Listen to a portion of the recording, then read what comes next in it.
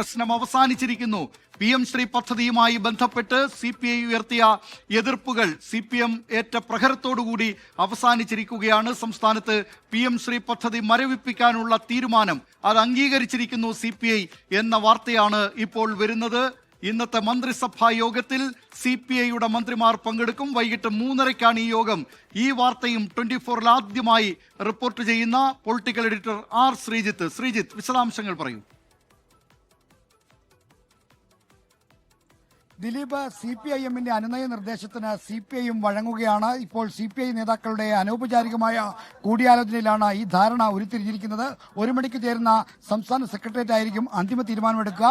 എന്തായാലും അനുനയ നിർദ്ദേശത്തിന്, സമവായ നിർദ്ദേശത്തിന് CPIയും വഴങ്ങുകയാണ്. ധാരണാപത്രം മരവിപ്പിക്കലെന്ന CPIഎം മുന്നോട്ട് വെച്ച സമവായ നിർദ്ദേശം സ്വീകാര്യമാണ് എന്ന നിലപാടിലേക്ക് CPIയും എത്തിയിരിക്കുന്നു. അതുകൊണ്ട് തന്നെ ഈ അനുരഞ്ജനത്തിന്റെ പാത വെട്ടിത്തുറന്നിരിക്കുന്നു. മുന്നണിയിൽ കലഹത്തിന് ഇടയാക്കിയ വിഷയത്തിൽ ഒരു രമ്യമായ പരിഹാരത്തിലേക്ക് രണ്ട് പാർട്ടികൾക്കും മുഖം രക്ഷിക്കാവുന്ന ഒരു സമവായ നിർദ്ദേശത്തിലേക്ക്, അനുരഞ്ജനത്തിന്റെ തലത്തിലേക്ക് എത്തുന്നു എന്നതാണ് കാര്യം. എന്തായാലും 1 മണിക്ക് ചേർന്ന സംസ്ഥാന സെക്രട്ടേറിയറ്റ് ആയിരിക്കും അന്തിമ തീരുമാനമെടുക്കുക. വൈകുന്നേരം 3:30 നടക്കുന്ന മന്ത്രിസഭാ യോഗത്തിൽ CPI മന്ത്രിമാർ പങ്കെടുത്തേക്കും എന്നാണ് നമുക്ക് ഈ ഘട്ടത്തിൽ നൽകാൻ കഴിയുന്ന വിവരം.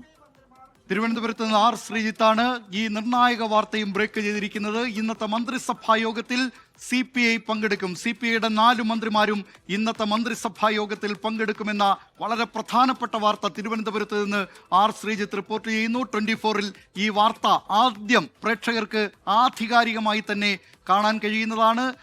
24 ഈ വാർത്ത പുറത്തുവിടുന്നു. CPIയുടെ സംസ്ഥാന സെക്രട്ടേറിയറ്റ് ഇക്കാര്യത്തിൽ ധാരണയിലെത്തിയിരിക്കുന്നു, തീരുമാനത്തിലെത്തിയിരിക്കുന്നു. CPIഎം നൽകിയ കത്ത് അംഗീകരിച്ചിരിക്കുകയാണ്. അന്തിമ തീരുമാനം അല്പസമയത്തിനകം ചേരുന്ന CPIഎമ്മിന്റെ സംസ്ഥാന സെക്രട്ടേറിയറ്റ്, രാവിലെ ചേർന്ന സെക്രട്ടേറിയറ്റിന് പുറമെ മറ്റൊരു സെക്രട്ടേറിയറ്റ് യോഗം കൂടി ചേരാൻ പോവുകയാണ്. ഏതായാലും ഈ കാര്യത്തിൽ മന്ത്രിസഭാ യോഗത്തിൽ പങ്കെടുക്കും എന്ന തീരുമാനം ഇപ്പോൾ പുറത്തു വന്നിരിക്കുകയാണ്.